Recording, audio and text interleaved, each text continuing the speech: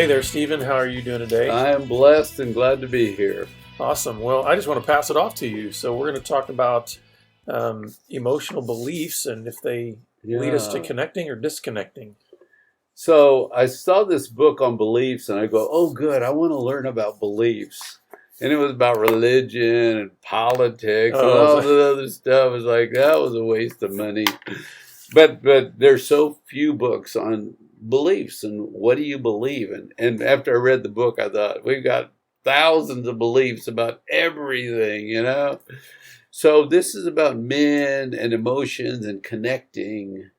What are your beliefs about what kind of union you want to form with a spouse, or and being close, and you know the Bible verse is about oneness. You know, God is all about oneness. He wants us to be one with Him, His creation. He wants to be one with the Son and the Holy Spirit and the body and the bride. There's just one everywhere. There's one faith. There's one baptism. There's one. And so it even applies to our marriage. You know, the two will become one. right. And so what is the belief that you have, that you picked up, that you run, because that will determine your oneness. Yeah. So I've been just thinking about this. So let me get your thought. When you hear me talk about beliefs and oneness and union, what comes to mind? Well, I mean, the first thing that actually came to my mind was, well, everybody has a worldview. Yes. So in other words, everybody has a core set of beliefs, Yeah. really about every aspect of their lives, Yes. that then drives how they engage every aspect of their lives. So one would be like health. What's your belief about how you eat? What's your belief about how you exercise? Yeah. Right? I mean, just go down the list. I mean, there's 1,000 things we could talk about, right? Mm-hmm. About how a city should be run, right? And about politics. I mean, it just goes on and on and on. Well, So give family me your- dynamics and all that. Yeah, kind of so stuff. give me your next view. Any other comment about emotional beliefs and Well, connecting? that's just it. So on the one hand, beliefs, right? Yeah. But then when you connect it to emotional beliefs, so take Mhm. that. So what I think of is if I take that same kind of worldview idea, in other words, a set of beliefs in terms of how I view the world and how I engage it. Well, now if I more narrowly apply that to my emotions, I think I have a similar thing going on there. Like there's a set of beliefs I have about all of these various emotions, which is going to determine how I respond to them. Like in a previous podcast that we had done on sadness. Oh, yeah. Well, if I have a belief that sadness is weakness and Yes. never right to express, that's going to Good. determine how I respond to That's feelings right. of sadness. Yes. So I've just been, I'm a therapist, so I get to listen to people tell their story. And it's so interesting because when people talk, they always talk from the bent that they have, their view or their bent or worldview that they have. And so I'm always listening to a guy, how does he view himself, and how does he view his wife, and how does he view marriage, and how does he view life and God? Well, so these are about relationships and connecting, and the whole goal being one, right? If you think about two shall become one. So I have some male comments here I want to read. And male comment number 1, I don't want to stick my neck out because I don't want to say anything wrong, because I hate to embarrass myself. The more I talk, the more I open myself up. I can make mistakes, and I don't like to look bad. So look, if I'm just quiet, I realize being quiet is the safest thing I can do. Sure, people have said to me I'm the strong, silent type, but really I'm just being quiet and staying safe. Well, is it okay if I say I can identify with male number 1? I'm That's typically good. not the person in a crowd that's going to pipe up or, because I'm with that. I hate embarrassing myself. I do too. So that's the driving part. If I open up and say things and I'm different than you, then you might point that out. Mhm. Or You might laugh at me, or Yeah. you might say, "What an idiot," or But you know what's so interesting is we're all trying to figure out how to live life. And nobody knows how to do it. But some people think they can laugh at other people. right. Like, look, we're all trying to figure it out. And nobody knows. That's my basic premise is we're faking it because I've never been this age before and I've never been in this situation. I'm doing the best I can today, you know. Well, I've seen this first person just again that aversion to risk, right? Yes. I don't want to do something outside of what I feel comfortable and confident in being able to do. Yes. And so that's the driving force of staying silent, staying quiet. That's good. So male number 2, my wife talks easily and a lot. I just can't figure out what she wants me to say. And if she just told me what she wants, then I would just say it. I could say what she wanted to hear. How am I supposed to know what she wants? So since I don't know what she wants, I don't say much. Well, it's funny because I see some overlap with this and the first guy. Okay. Because there's a risk here, right? Yes. On the one hand, it's like I'd like to know maybe what my wife wants me to say, but there's a risk in asking. There's a risk in being curious about her and being curious about what she wants to hear from me or what she wants to know.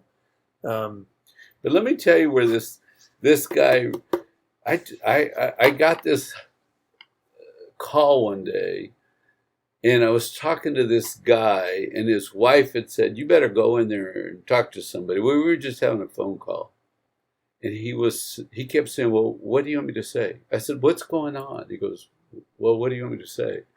I said, "No, what kind of problem? What do you need? What do you need?"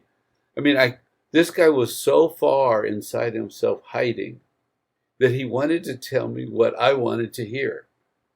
That was it. He just wanted, so I would leave him alone. And he was so frustrated because I kept asking him questions. He goes, "Well, what do you want of me? What do you want? I'm trying to give you what you want."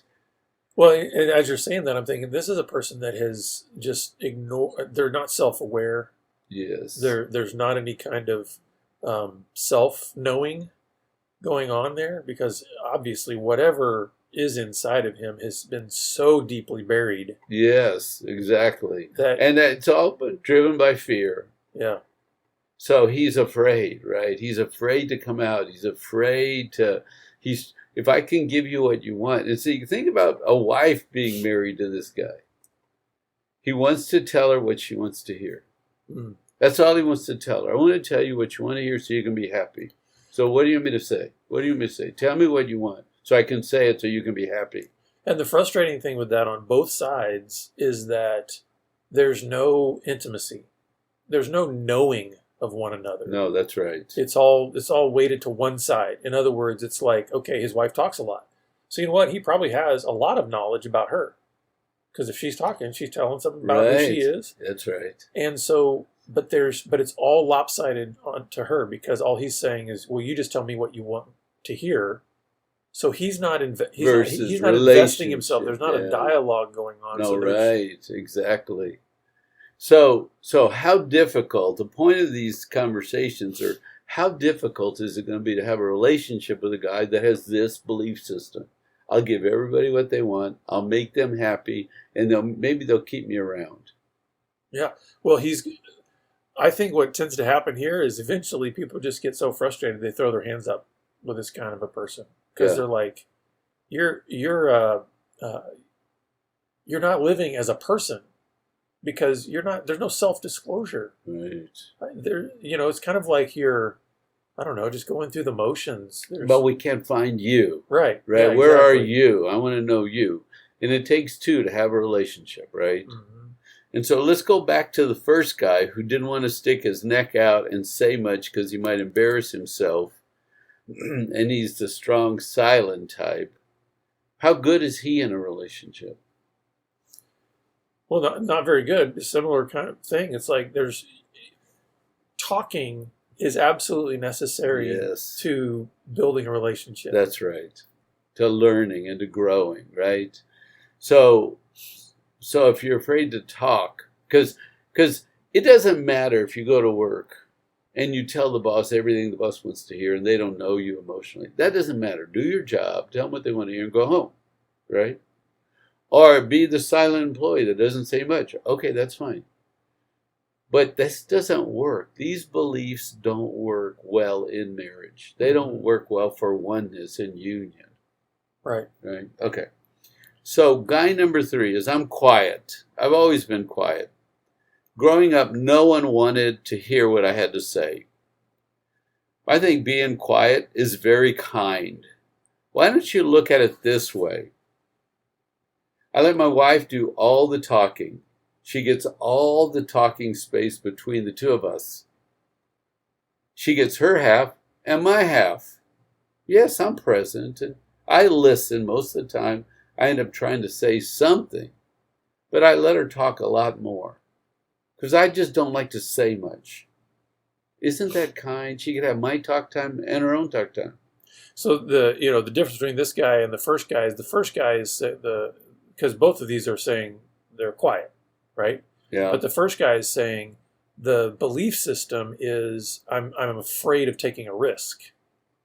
This guy is saying, well, being quiet is a nicety. It's a politeness. It's being kind. In other words, I'm not being obtrusive, or I'm not interrupting, or I'm not. He could probably even also fool himself into saying, listen, I'm being quiet because I don't want to make it about me. Yeah. Yes. Right? That's good. That's right. But you know what's interesting about this belief is growing up, no one wanted to hear what I had to say. Mm. Well, if you don't practice talking as a kid and going back and forth and listening and expressing ideas, how good of an adult are you? Yeah. So what's supposed to happen is the parents are supposed to pursue the children, draw them out, give them language about, like we talked about earlier, sadness or fear or being alone or being rejected. We're supposed to talk about all those things to our children so our children know. They can talk about those things too. Right. And they can learn about when you feel rejected. What do you do? When you're sad, when you have disappointment, what do you do, Dad? What do you do? Mom, what do you do? Teach me something. But if no one wants to hear you and have an exchange with you, then you come up with this idea. I'll give you my talk time and you can have your talk time and you can say everything you want and nobody wants to hear me. And what a nice guy I am, What right? a nice guy. But can you imagine the wife of this guy who's going, why aren't you here? In some ways, I think this might be more frustrating to be in a relationship or try to be in a relationship than the other one, because the other one, at least there may be some spark, or there may be some kind of, flare up. With this guy, it's just like, how many ways can I try to poke you to get you to say something, Now that's a beautiful statement. A wife will be quiet. She'll do silent treatment. Then she'll do screaming for a while. She might say, I don't feel sexual for a while because you don't want to talk to me. Why do I want to let you crawl all over me? Right? She will try every little thing to get the guy out. Mm-hmm. But if this guy doesn't think it's safe and nobody wants to hear his voice and he hasn't practiced, and that he actually thinks it's nice, yeah, that he's being courteous or kind. Yeah, that's a great frame on it too, because if he's doing a nice thing, what's wrong with that? Right. He just doesn't appreciate how nice I'm being. And it can make his wife start to think she's crazy. Yeah. Because it's like, why am I so frustrated with this nice guy? And other people might see it that way too. Well, they might be like, this very guy will talk in public or something. He'll look social. And a wife will say, why don't you do that with me? Mm. Well, I have to go out there and talk enough so that people think I'm normal. Yeah. But that doesn't mean I like to talk or we talk deep or anything. So male number 4, there's a rule I live by. I don't put my nose into other people's business. Here's my rule. I will never ask you any questions. And I don't expect you to ask me questions.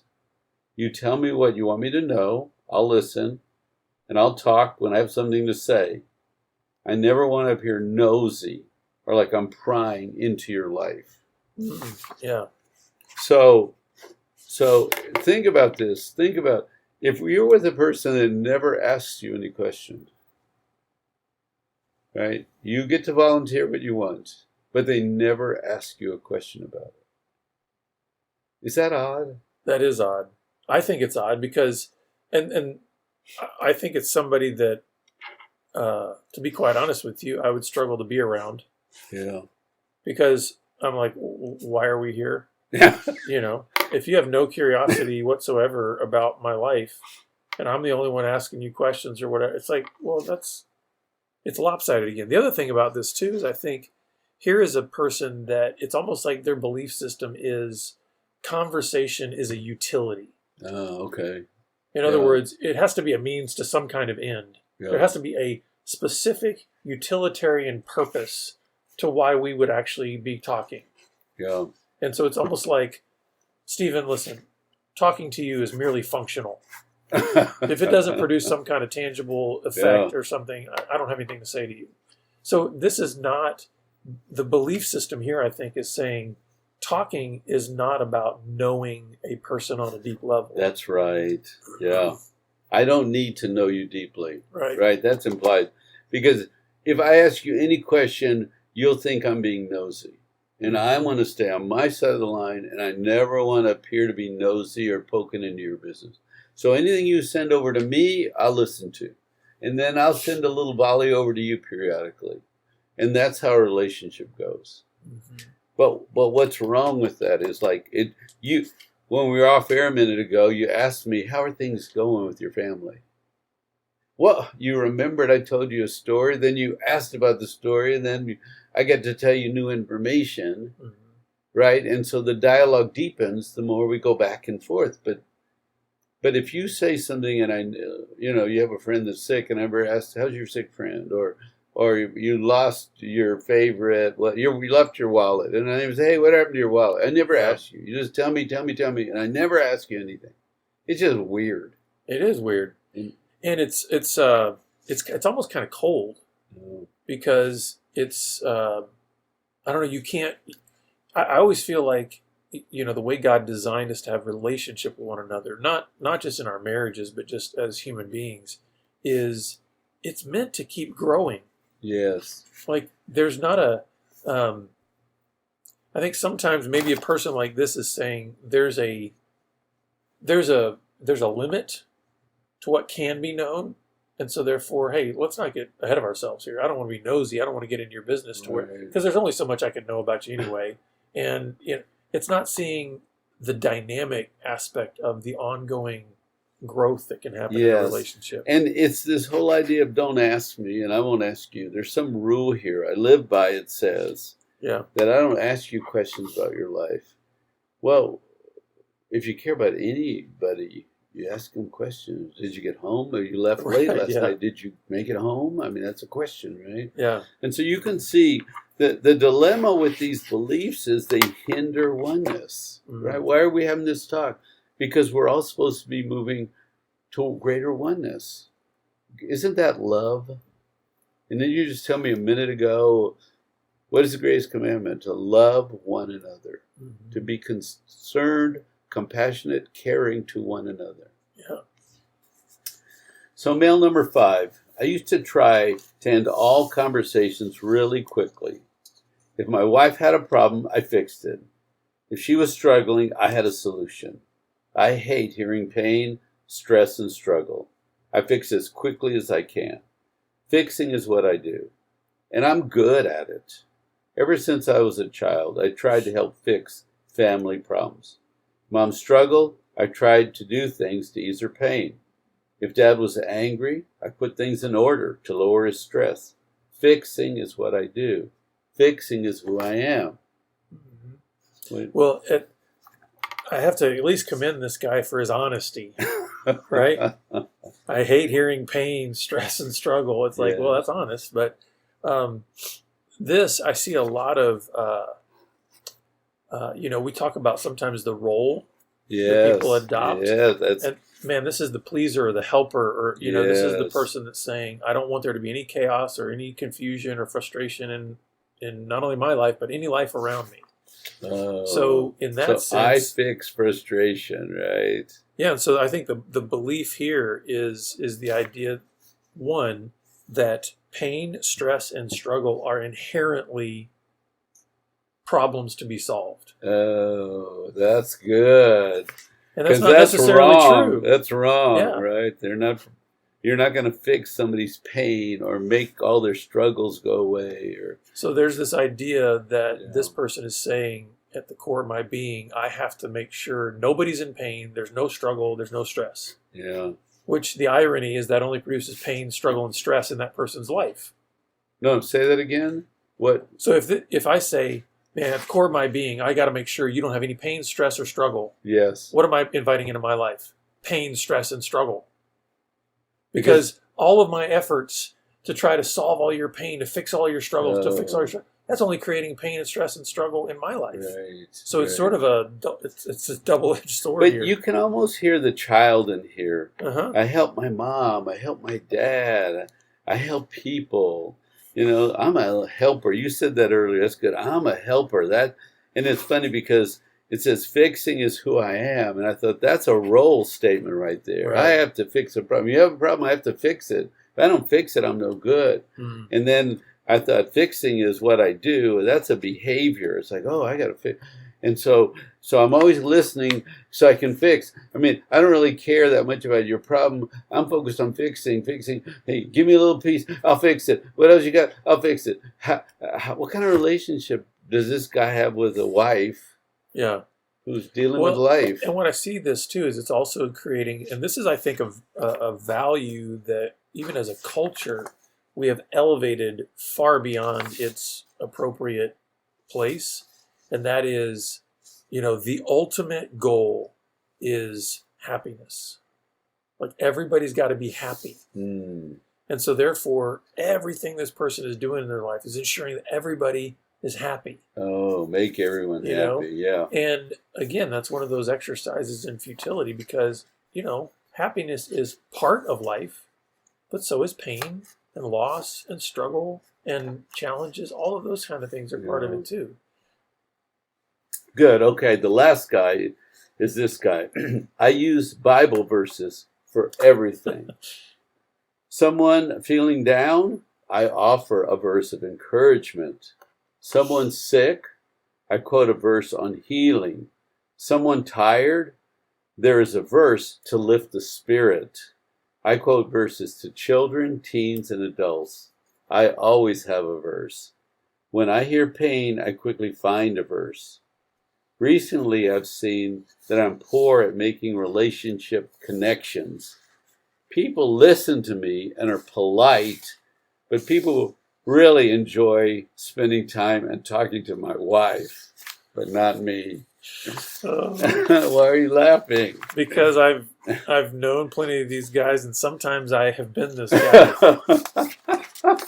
When you and I were talking off air earlier too, and talking about how as we both get older, some of the things that we held on so tightly to when we were young, as far as being in ministry and helping other people, we hold much more loosely now. Right. And I'd say this is one of these areas where I've tried to grow in because, okay, from just strictly a technical standpoint, can there be an applicable Bible verse to anything you face in life? Sure, Mm-hmm. right? Yeah.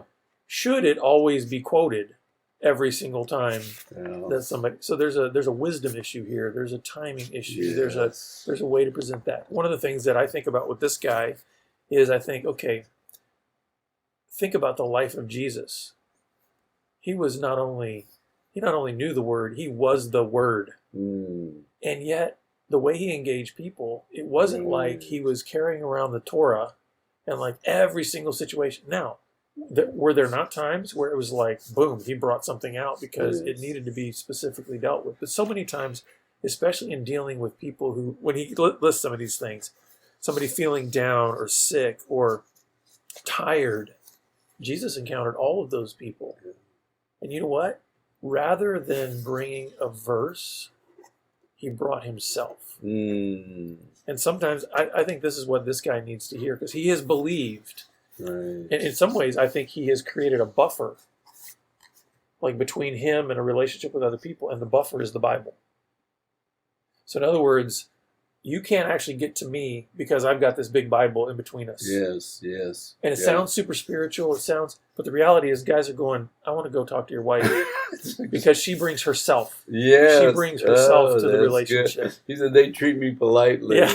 That was a good verse. Thanks. Yeah. Bye. I got to talk to your wife or mom or somebody that's going to be fully here. Right. Because he's only half here, right? Yeah. Spiritually, he's an A.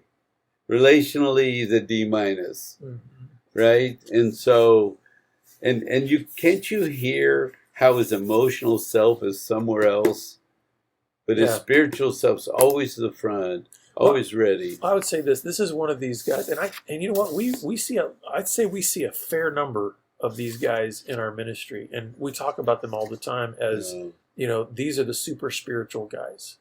You know what I'm oh, right, and they have all the but Bible here's the answers. thing, you know what, I'm looking to reframe that because I want to call them the super heady guys. Because see, I think super spiritual would be a guy who's actually walking in wisdom and humility. Because spiritual, so they're not necessarily that spiritual.